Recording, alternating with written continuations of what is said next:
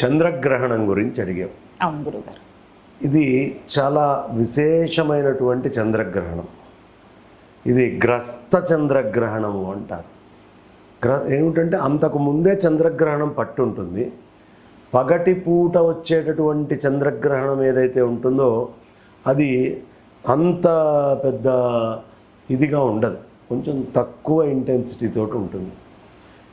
ఈ గ్రహణం పట్టడము 3 గంటల 2 నిమిషాల సమయంలో 23 గంటల 20 నిమిషాలు మధ్యాహ్నం పట్టి 6 గంటల 47 నిమిషాల దాకా ఉంది. దీనికి మధ్యకాలం వచ్చే 5 గంటల 3 నిమిషాలు, అంత్యకాలం వచ్చేటప్పటికి 6 గంటల 47. అయితే మనకిది 3-2కి చంద్రుడు కనిపిస్తాడా, గ్రహణం పట్టేది కనిపిస్తుందా అంటే కనిపించదు. మనకి ఎప్పటి నుంచి లెక్క అంటే మనకి 6:20కి చంద్రోదయం. ఒక్కొక్క ప్రాంతానికి ఒక్కొక్కలాగా ఉంటుంది. రాజమండ్రి ఒకటి, కలకత్తా ఒకటి, రాజస్థాన్ ఒకటి, అలా ఉంటుంది.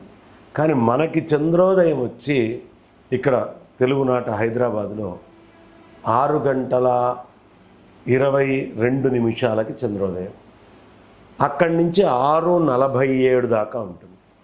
అప్పటిదాకా జపము ఇతరత్రమైనటువంటివన్నీ కూడా మనం చేసుకుంటూ ఉండాలి. ఈ సమయాలలో మనము స్నానము, పట్టు స్నానం అనేది చేయలేం. 3-2కు పడితే చూసి స్నానం చేయాలి. చూసే అవకాశం లేదు కదా, కాబట్టి స్నానం లేదు. మధ్యకాలంలో కూడా కొన్ని కనీసం 5-3 ఆ ప్రాంతంలో అన్నా అప్పుడు కనిపించదు. 6:22కి మనకి కాబట్టి ఇది పాక్షికమైనటువంటి గ్రహణం కిందే లెక్కలోకి వస్తుంది.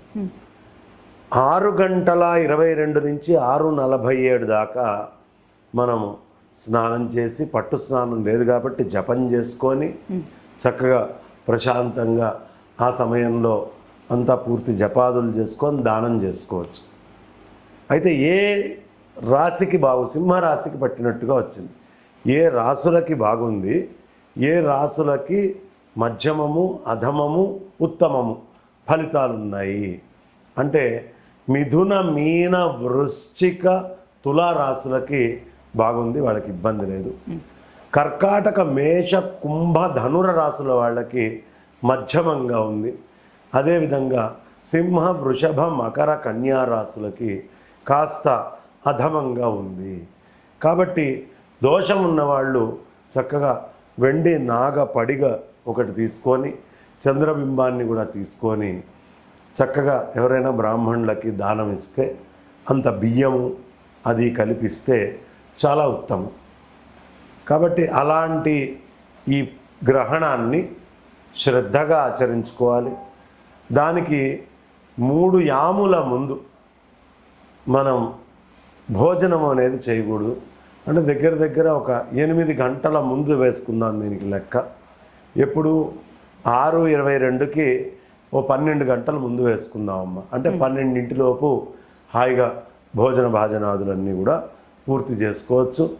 మళ్ళీ గ్రహణం అయిపోయిన తర్వాత చక్కగా ఇల్లంతా శుద్ధి పెట్టుకొని, దేవతలకు కాస్త అర్చన చేసుకొని, ఆ పులిగాపు అవి పెట్టుకొని మిగతా పనులన్నీ చేసుకోవచ్చు. కాబట్టి 6 గంటల దాకా కూడా ఇది ఉంటుంది. ఇక శ్రాద్ధాదులు ఏవైనా ఉన్నా కూడా శుద్ధి తర్వాత చేసుకోవడం ఉత్తమం. గుళ్ళు కూడా సాయంత్రం పూట ఆ సమయంలో మూసేసి శుద్ధి చేసుకొని చేసుకోవడం. ఇవన్నీ మనం గుర్తుంచుకోవాల్సినటువంటి అంశాలు, దానాలు, తీసుకోవాల్సినటువంటి జాగ్రత్తలు. ఈ సమయంలో ఎవరైనా 20 నిమిషాల పాటు, 22 నిమిషాల పాటు, 25 నిమిషాల పాటు గర్భిణీ స్త్రీలు ఎవరైనా ఉంటే కాస్త వాళ్ళు అటు ఇటు ఎక్కువ కదలకుండా ఉండడం. అదేవిధంగా చిన్నపిల్లలు వాళ్ళు కాస్త ముందు భోజనాలు చేయలేని వాళ్ళు కాస్త అటు ఇటు ఆలస్యంగా చేసిన ఆ సమయంలో ఆపుకోగలిగిన వాళ్ళు ఆపుకోవడం. రోగగ్రస్తులకు కూడా గట్టిగా లెక్క ఉండదు, ఉండగలిగితే వాళ్ళు ఉండడం. ఇలా ఈ కార్యక్రమాలన్నీ కూడా మన గ్రహణ సమయంలో విశేషమైన ఫలం. ఇక 6:22కి స్నానం చేసి 6:22కి జపానికి కూర్చొని 6:47కి విడుపు స్నానం చేయవచ్చు. అది చాలా విశేషమైనటువంటి ఫలాన్ని ఇస్తుంది. కాబట్టి ఈ గ్రహణము అనేటటువంటిది మనం జాగ్రత్తగా, మనకెంతో పుణ్యప్రదమైనటువంటిది, ఆ పుణ్య ఫలాన్ని ఇచ్చేటటువంటిది కాబట్టి సద్వినియోగం చేసుకొని సద్గురువులు ఇచ్చినటువంటి మంత్రజపం చేసుకోవడం, లేదా ఎవరైనా గురువుల దగ్గర మంత్రజపం తీసుకోవడానికి కూడా ఇది మంచి సమయం.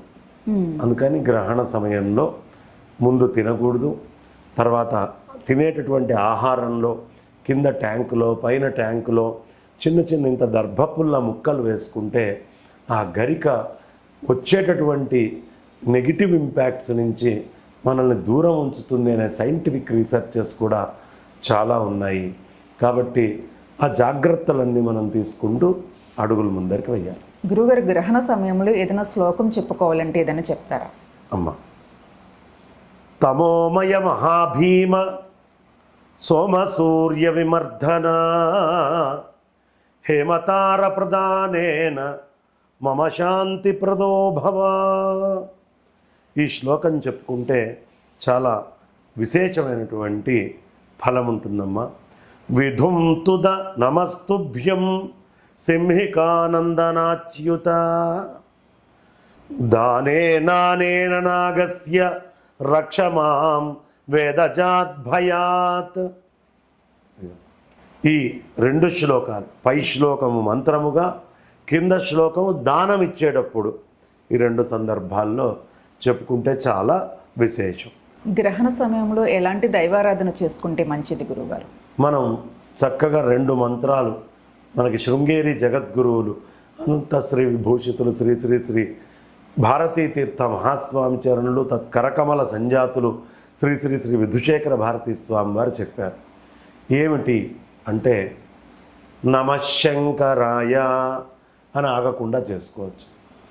లేదు ఇది మాకు కొంచెం కష్టం అంది అంటే చక్కగా రామచంద్రమూర్తి నామాన్ని కూడా ప్రశాంతంగా శ్రీరామ శ్రీరామ శ్రీరామ అని అనుకోవచ్చు. ఈ రెండూ కూడా కాకపోతే ఓం నమో భగవతే హరిహరాయ అనేటటువంటి మంత్రాన్ని కూడా చాలా విశేషంగా ఈ సమయంలో చేసుకుంటే చాలా మంచిది. ఇది మంత్ర భాగానికి ఉండేటటువంటి ప్రత్యేకత. గ్రహణం గురించి చాలా క్లుప్తంగా అందరికీ అర్థమయ్యేటట్టు ఎవరేం చేసుకోవాలనేది చాలా జాగ్రత్తగా చెప్పారు గురుగారు. నమస్కారం.